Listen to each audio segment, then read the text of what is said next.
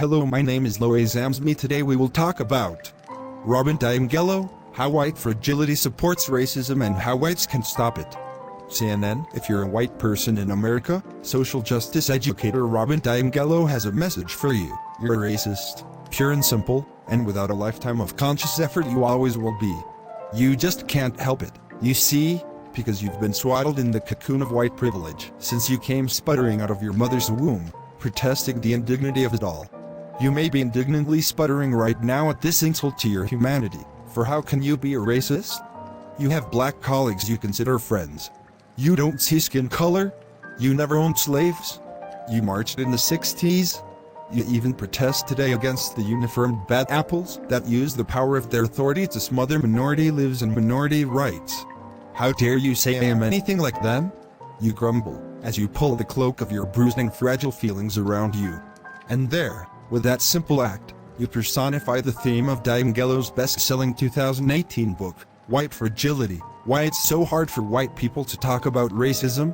What started as an essay written in 2011 on racial and social injustice has become an international sensation, flying off the internet shelves into the homes of those horrified by recent events. CNN sat down with DiAngelo to ask her thoughts on the conversations around today's protests, how they fit into the history of the civil rights movement, and what white people need to do now.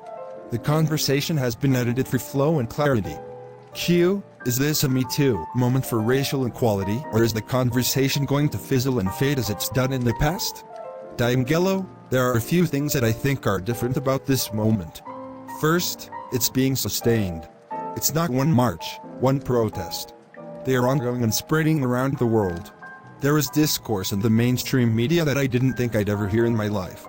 Those of us who have been beating this drum for years are finally hearing phrases like systemic racism used in the mainstream media. The number 1 and 2 books being sold in the world right now are both on racism, one written by me, a white person, and one written by Ibram X. Kendi, a black person. You can Google what can white people do right now, and you wouldn't be able to keep up with all of the excellent lists of resources and guidance. We're hearing a discussion of reparations for the descendants of enslaved Africans on the Democratic debate stage. For the first time ever in history, I think, a recent poll showed that more white Americans believe that there are advantages to being white than don't believe that. These are huge breakthroughs. But it needs to be sustained, and I'm a little worried about what happens when the cameras go away. This is where I remember Malcolm Gladwell's tipping point theory, you only need 30%. And when I feel discouraged, I remember that because I think we got 30%. Let's keep it going. I do want to put some thoughtfulness around saying that there is a difference to this moment. I'm devastated that this is the price that it took, watching one more, not just one, but one more black man murdered in the most callous and public way. That's what it took. I hope to God that isn't wasted in the sense of what it has ignited. Q, the theme of your book White Fragility is how white people are perpetuating racism by being too fragile to discuss the subject openly and honestly. How can white people be fragile if we have white privilege? DiAngelo, that's precisely why we're fragile. We live a very insular experience. We have rarely ever been challenged in our racial worldview. We move through a society in which racial inequality is the very bedrock in racial comfort as white people, and we are rarely ever out of our racial comfort zones. Most white people go cradle to grave in racial segregation. Most white people do not have authentic sustained relationships across race, particularly with black people.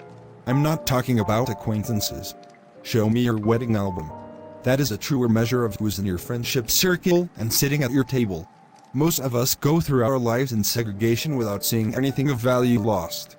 That is the most profound message of all, that we could go cradle to grave and not see anything of value lost in not having authentic relationships with black people. Instead, we use their absence as the value measure of our space. What is a good neighborhood? What is a good school? We measure whether a school is good in large part by the absence of African Americans in that school. Those are such deep messages. I would never say the N-word, but I've still internalized that message. And it manifests every day of my life in a range of ways.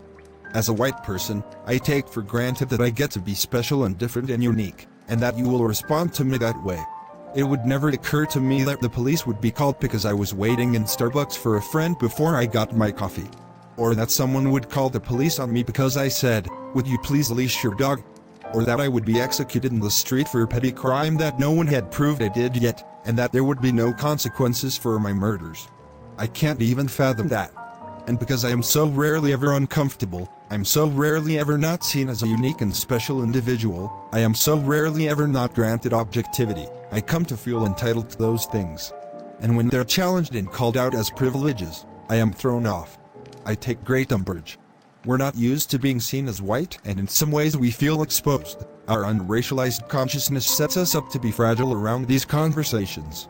The term fragility speaks to how little it takes to throw us out of our racial comfort zones, but our reaction is not fragile at all in its impact.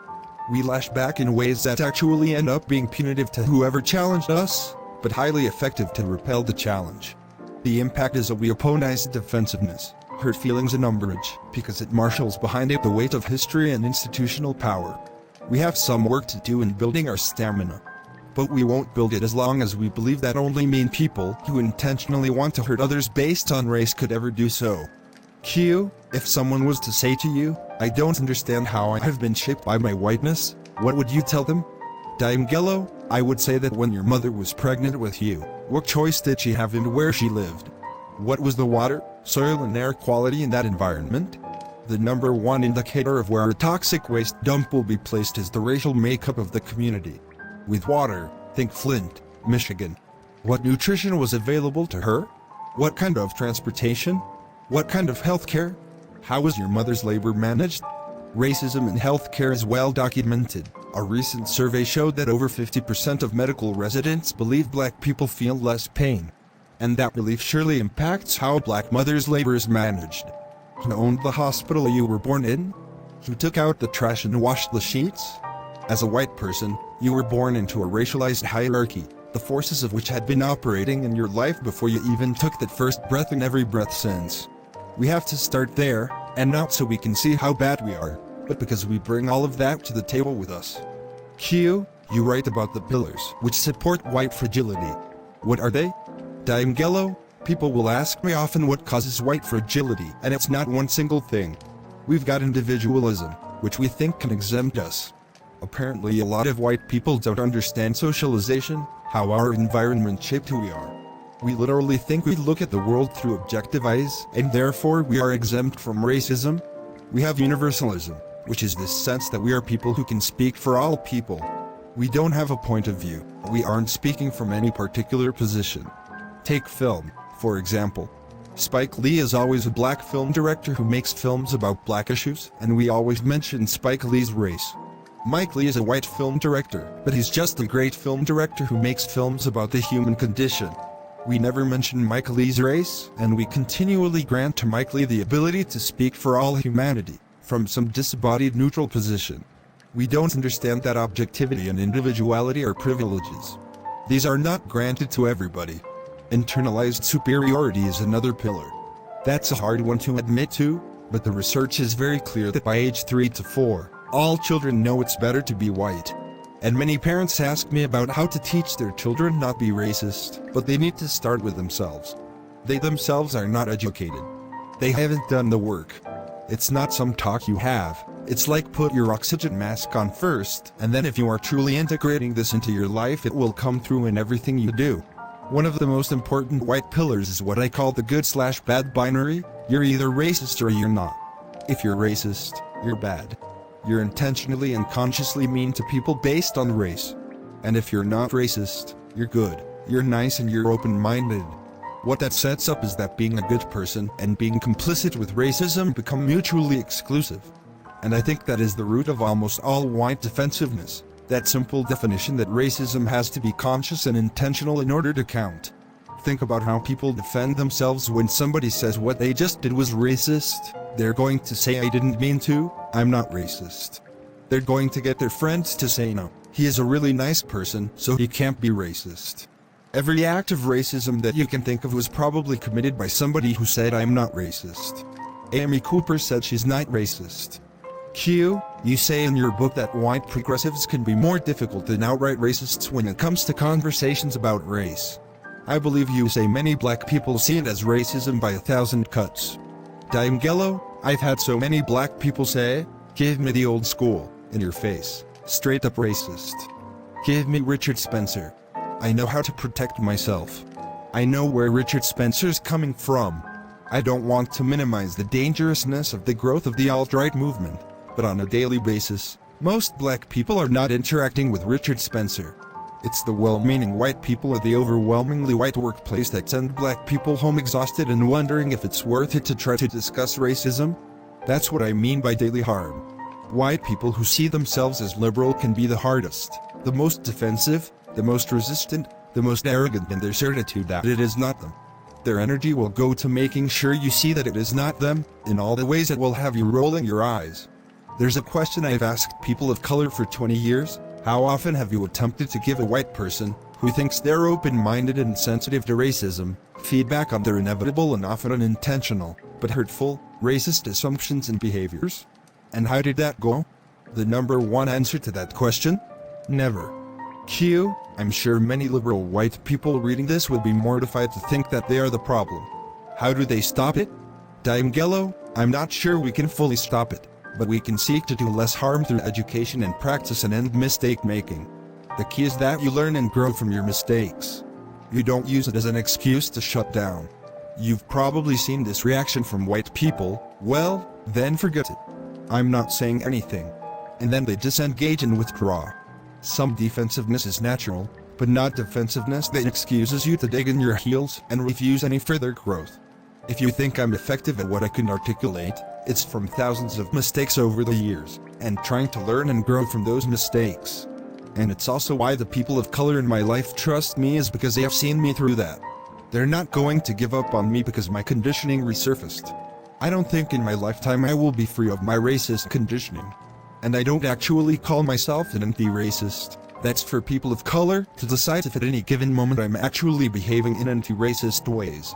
I often say try for less harm. Be thoughtful, but don't be so careful that you don't take any risks, because that's just protecting you. Why is a book on racism written by a white woman flying off the shelves and resonating with people at this time? DiAngelo, as an insider, there's a way that I can speak to racism, explain it and expose it that is much harder to deny. You can't dismiss me as biased or too sensitive or playing the race card. It's a sort of wink between white people, you know and I know, come on, we know. And I think that is a key piece of it. Now I want to stress that we can never understand what we need to know about racism if we only listen to white people. But for too long, we've turned to people of color as if we are outside of race, and they're the holders of racial knowledge. And even then, if we don't agree with what they tell us, in our arrogance, we dismiss it. Always looking to people of color is to put that incredible burden on them. And that's another reason why I think people are starting to realize that we've got to start looking at ourselves. It's a relationship, right? There's much to be done. What are the key things white people can do, right now, to begin to make a more permanent change? DiAngelo, so many white people are asking right now is what can I do? And so I'm going to give you 5 tasks. The first one is to remove this claim from your vocabulary, I'm not racist. If you are wondering why on earth, I would ask you to remove that claim, then you have some education to do. The second thing is work on answering this question, what does it mean to be white? Describe how your race shaped every aspect of your life from the moment that you took your first breath. Ask yourself how being white shaped how you see yourself as unique or special or different. The third is take out a piece of paper and start to make a list in answer to this question, how have I managed to be a full functioning professional adult and not know what to do about racism? Your list might look something like this. I wasn't educated on racism. I don't talk about racism with the people in my life. I don't talk about racism with people of color. I don't really know any people of color. I haven't really cared to find out. I don't want to feel guilty. Whatever is on that list is your map, and everything on that list can be addressed. Not quickly, not easily, but all of it can be addressed. Next, take Dr. Eddie Moore, Jr. single quotes 21-day racial equity habit building challenge. It is active and participatory, and it will set you up on an active path that you can continue for the rest of your life. And number 5, you can never understand what you need to understand about racism if you only listen to white people. Read everything you can by people of color, listen to people of color, watch their videos, get Layla Saad's Me and White Supremacy workbook and do the work. turn your attention to hearing what people of color and black people have been telling us for centuries. It's liberating to start from the premise that there's no way you could have avoided internalizing a racist worldview. It's liberating to understand why you need to stop saying that you're not racist. It opens up everything on this journey. You will stop defending, deflecting, denying and putting your head in the sand. Yes, it is painful at times, but there's nothing more growth enhancing and challenging on every possible level than this journey. You will have relationships you never had before, and you will be able to align what you profess you believe with the actual practice of your life.